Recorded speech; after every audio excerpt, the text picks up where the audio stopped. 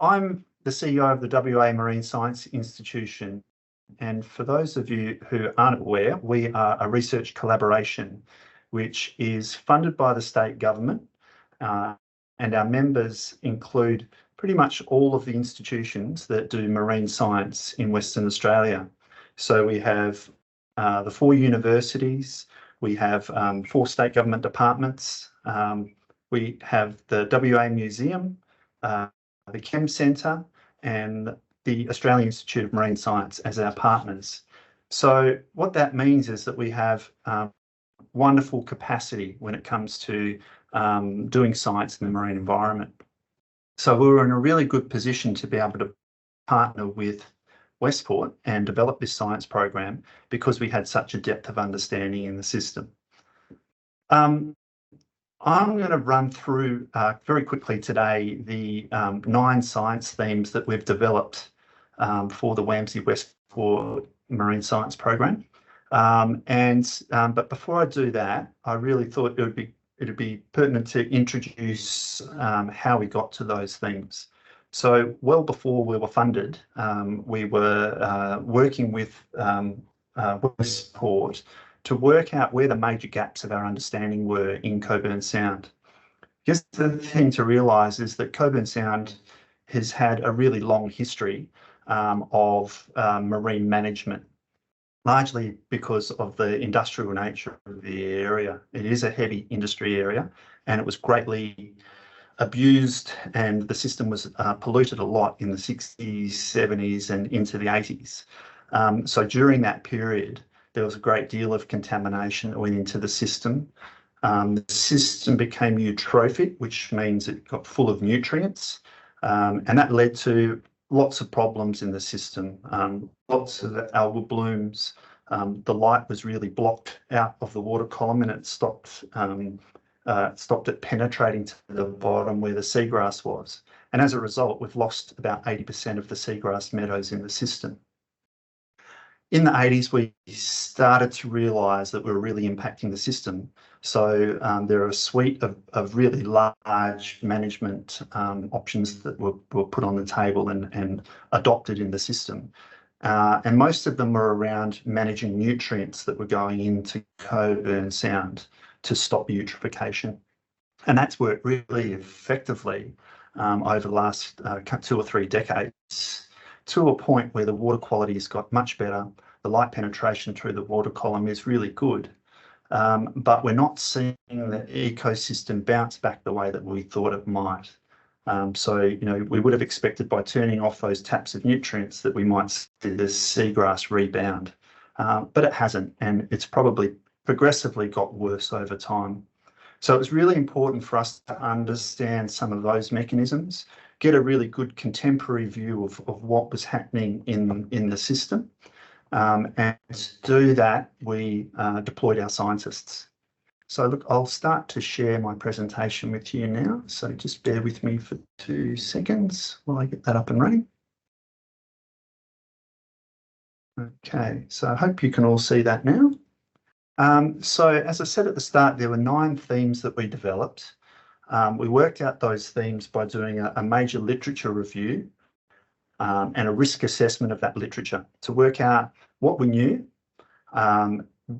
From that information that we knew, was it good quality science, or were there some missing pieces in that science? And then we put that information in front of a very large group of marine scientists to then do a risk assessment and work out where the priorities for marine science needed to be focused. And from that, we came up with these 9 themes. Themes around ecosystem modelling, benthic habitats and communities, sediments and water quality, fisheries and aquatic resources. Now, I mentioned those 4 themes right up front because that's really where the majority of the focus of the program has been.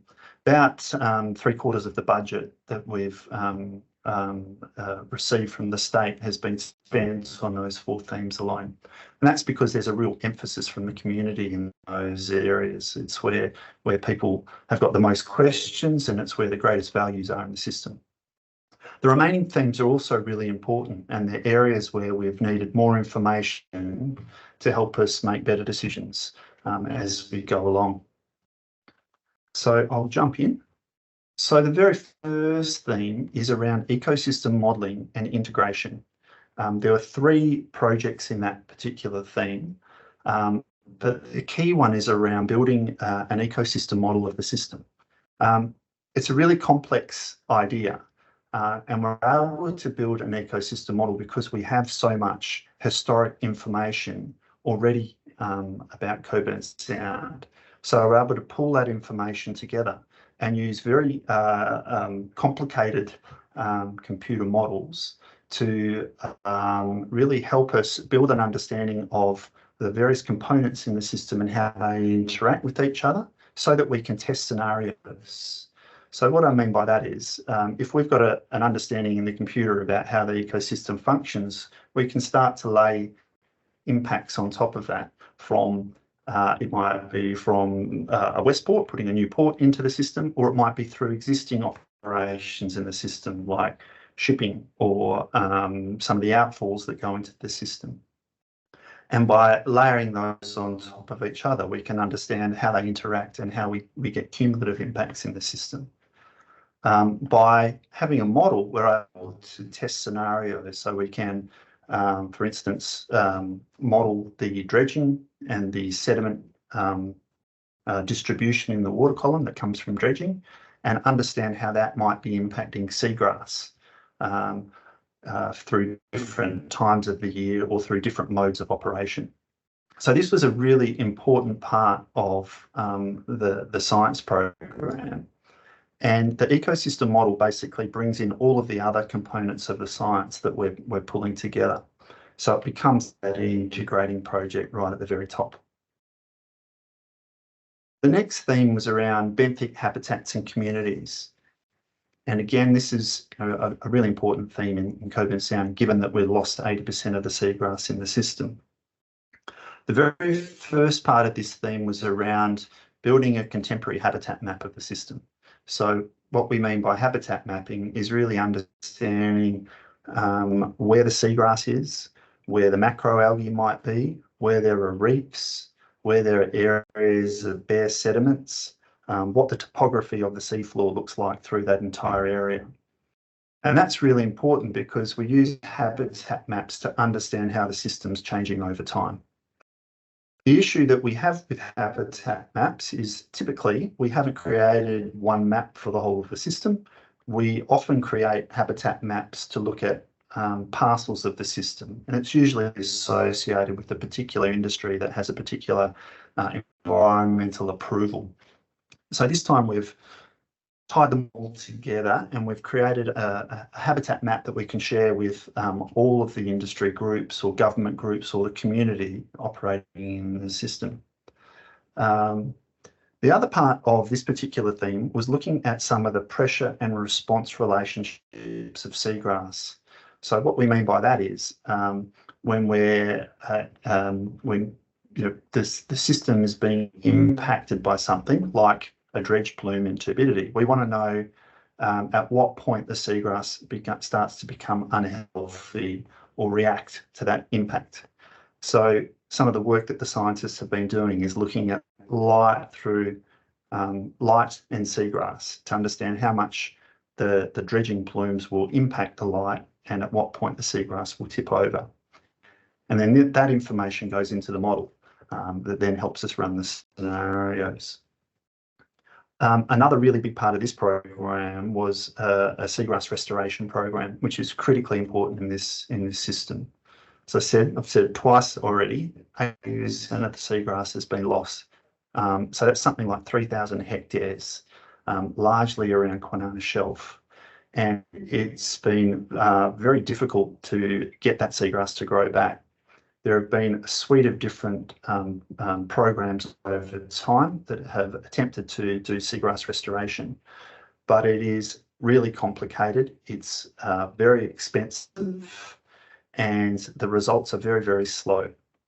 So what the seagrass restoration program is looking at how they can bring some of the contemporary information together on how to really impact and do large-scale restoration across a much larger area in the system. And so they're doing a suite of experiments and programs associated with that. And then the last part of the benthic habitats and communities was around benthic communities in the soft sediments. So in Cockburn Sound, there's a really deep part of the system. It's like a bathtub. And down in those soft sediments, there's all sorts of benthic communities that live in there. So the Western Australian Museum have done a large survey looking at those organisms and characterising them. We've also been looking a little bit about some of the hard substrates in the system as well, so things like reefs. Sediment and water quality is a really important part of this system as well. As I said before, the whole of Cockburn Sound was greatly impacted in the 70s and 80s, and the sediment and water quality was really very poor during that period. The sediments were loaded with organic nutrients and contaminants from the industries associated with the Kwinana Industry Complex. And some of those sediments were actually really high in things like mercury and cadmium and products called tributyl tin, which were associated with the bottoms of vessels. It's an anti-fouling paint.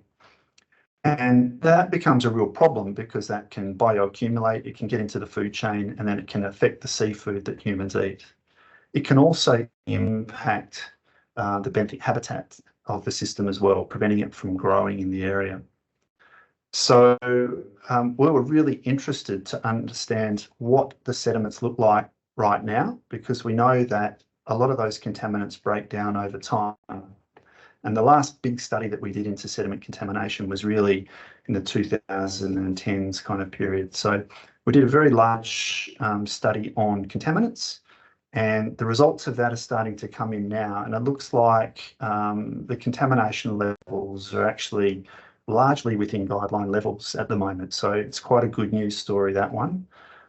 There are some areas of contamination in those areas where you've got a lot of industry still, and they're some of the areas that we're going to need to look at over time.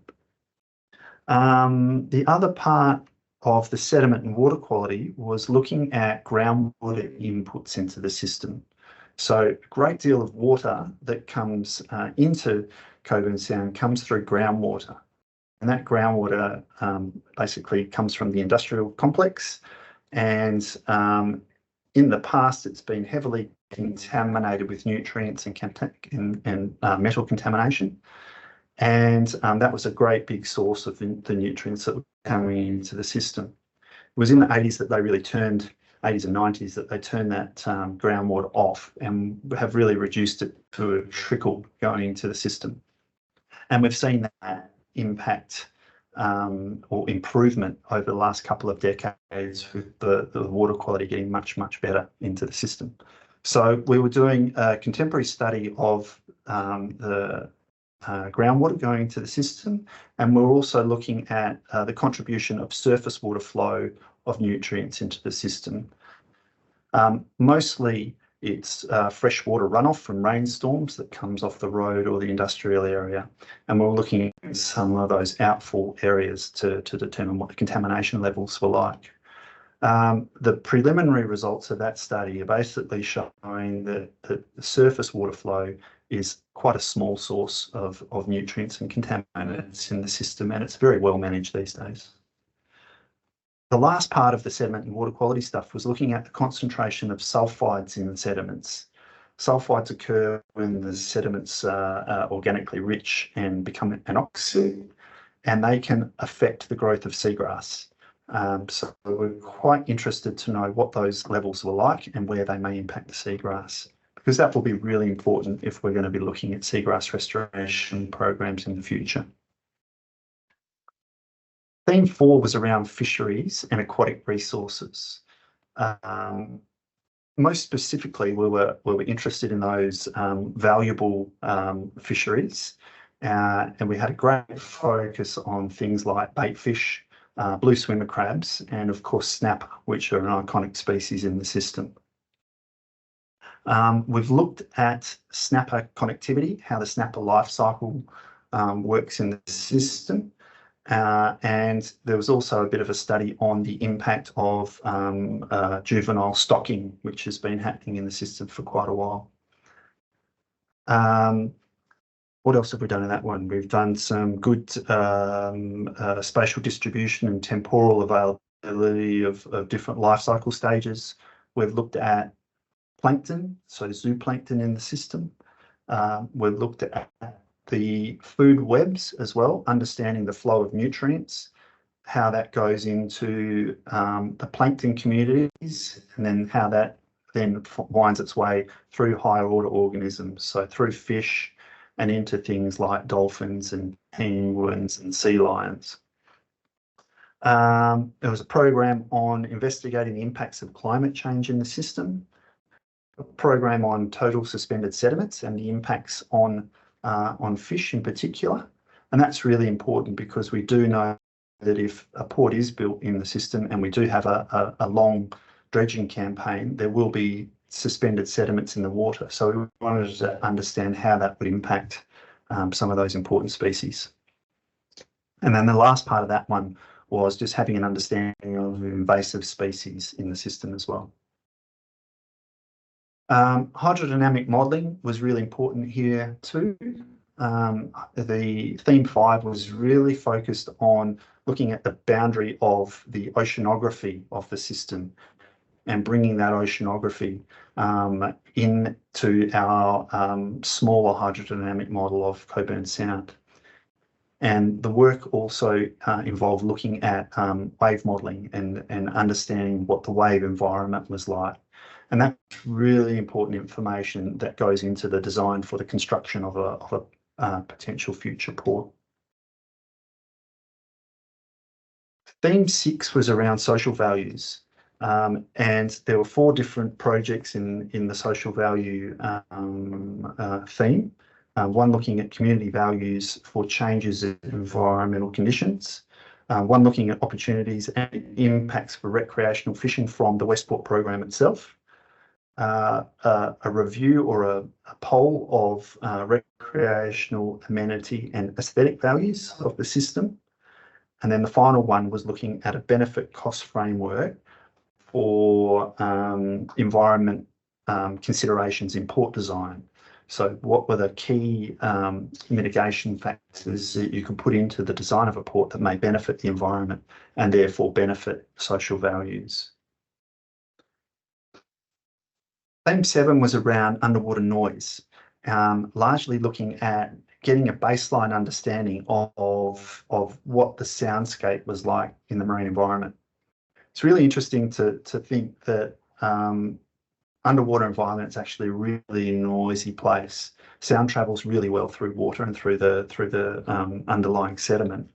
And so when you have things like shipping or lots of recreational boats or industry or things like construction and pile driving, it can be incredibly noisy, and that noise can be very damaging to the organisms that live in there, particularly things that have sensitive hearing like whales and dolphins and sea lions. So there was a study done on the baseline underwater noise, and we also did a study on the hearing sensitivity of some of the key species in the system, so things like penguins and sea lions. Theme 8 was around apex predators and iconic species. So there was a very large study about dolphin distribution in the system that was conducted by Murdoch University, and they used some data sets which extended back into the around 2013, 2018 more recently, to look at the distribution of dolphins in Cockburn Sound and understand where they were feeding and behaving differently. That study is completed and the report's actually on the WAMSI website, so you can access that information. And it really demonstrated that the shallow areas of Kwinana Shelf were really important for dolphins. They spend a lot of their time on their feeding, and they spend a lot of time there with their calves. There was a big study on the diet and the causes of mortality, and looking at the foraging areas of little penguins in the system. And there was also a small program on how you could impact for the impacts of building a port on little penguins. The last one in that suite of projects was one on cygnathrids, and cygnathrids are pipefish and seahorses. And Coburn Sound's a brilliant place for finding cygnathrids. So that particular project's gone through and looked at the species diversity and density of cygnathrids in the system. And then the final theme is coastal processes, which is looking at the historic understanding of how sand moves in the system mostly. Sand's incredibly important in Coburn Sound. One of the problems that we've had with the loss of the seagrass meadows in the system is that once the seagrass was gone, there was nothing to hold the sand in place. So we've lost a great deal of sand as it's shifted kind of north from the system. And what that's meant is that the system has become deeper over time, which makes it that much harder for seagrass to grow because it's deeper, and where it's deeper, there's less light. And so the seagrass isn't able to photosynthesize and grow as well. So we're really keen to understand what the historic changes have been in the system so that that information can be used for mitigation over time. And then that's actually it. So I'll stop sharing and just let you also know that there was kind of a theme 10 as well, which was around data. And data is really important because prior to Westport investing in WAMSI to do this program, there was a huge amount of data available in the system, really extending well back into the 50s. And so in our theme 10 around data, we went back and tried to get as much of that data as possible and bring it together and treat it like the asset that it is. It's really important to have that information so that we can understand how the system has changed over time and use that information to predict how it might change into the future, which will be a really important part of the hydrodynamic modelling.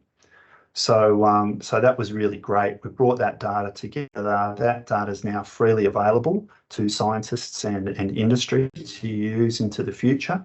And that asset alone we valued at well over $65 million. So that was a wonderful piece of work, and no one has to go out and do that piece of work again. That asset's been captured. So I'm going to stop talking now and give you some time for questions. Thank you. Thanks, Luke. Just while we wait for people to populate some questions in the chat, I'm going to kick off with one. I'm curious. There's a huge amount of work that's being done. So what's the process for publication, and how are people going to be able to access this new work? Yeah. So look, you're right. There's 100 scientists working on this program, actually more than 100 scientists, about 30 projects. So each of those projects has a suite of deliverables. So there's going to be multiple reports that come out of this. WAMSI's got a reputation of being a very high science quality provider. So we insist that those reports go through really rigorous review. They go through peer review. So they'll all be published, and already there's 4 reports on our website and more being loaded up each week. And then, of course, the scientists will be using this information and be writing journal articles that go into the national and international literature. They're all peer reviewed. So that new interesting science is going to be freely available to international people. Great, thank you. There's also a question from Claire. Has there been anything particularly surprising in the research findings so far? Oh, that's a good one. Yeah, look, I think the thing that springs to mind is the museum were really excited when they started looking at the soft sediments in the deep part of Coburn Sound. They were not expecting to find very much at all, because we know that that deep area gets anoxic, so it means it runs out of oxygen. So when that happens, you expect things to choke out and die. Any air-breathing organisms aren't going to do very well in those situations. But what they found was this huge diversity of molluscs in the area, and they've been very busily trying to catalogue and characterise all of those mollusks and bivalve species. So, so they were really quite excited that the system is incredibly resilient. You know, after decades of abuse, we've still got this incredible biodiversity in the system. So I think that's really the theme, is that you know, despite our really poor planning and terrible history of abuse in the system is incredibly resilient. It still has incredible value to science and to the community. You know, we can still catch a pink snapper in this system that has a Perth's heavy industry area right on its foreshore, which I think is you know, quite amazing. And I think it can also help us really you know, cast our minds into a future where we could restore some of the values in the system and make it better and better, and kind of live hand in hand with the industries that are going on in the system, but still have a system that has wonderful biodiversity and ecosystem integrity. There's another question from Sophie, and it's just asking, will the data and models of Coburn Sound be available to the public and also to local governments? Yeah, absolutely. So a big part of the modelling program is that we're developing a new way of modelling. And what we've done is we've actually put the model up into the cloud, and we're creating a user space so that that different people can jump in there and actually start pulling the levers and run the model themselves. We've got that up in prototype, and we're hoping in the next couple of years that we'll be able to roll that out so that all sorts of different groups can use it. So industry can use the model to run their scenarios for their future industry growth. The EPA could do the same thing, but then somebody from the community might just be interested in understanding, you know, what's the impact of all of this industry on seagrass in this particular area. It could also be really useful to traditional owners who, you know, have their own values in the system and might want to have a better holistic understanding of the whole of the system, so that they can understand how industry might be impacting some of their values. But just to answer the second part of your question, all of the models are freely available. All of the data will be published and publicly available as well. So it's, you know, that's a big part of using WAMSI. That's our approach to everything. We make sure everything's available.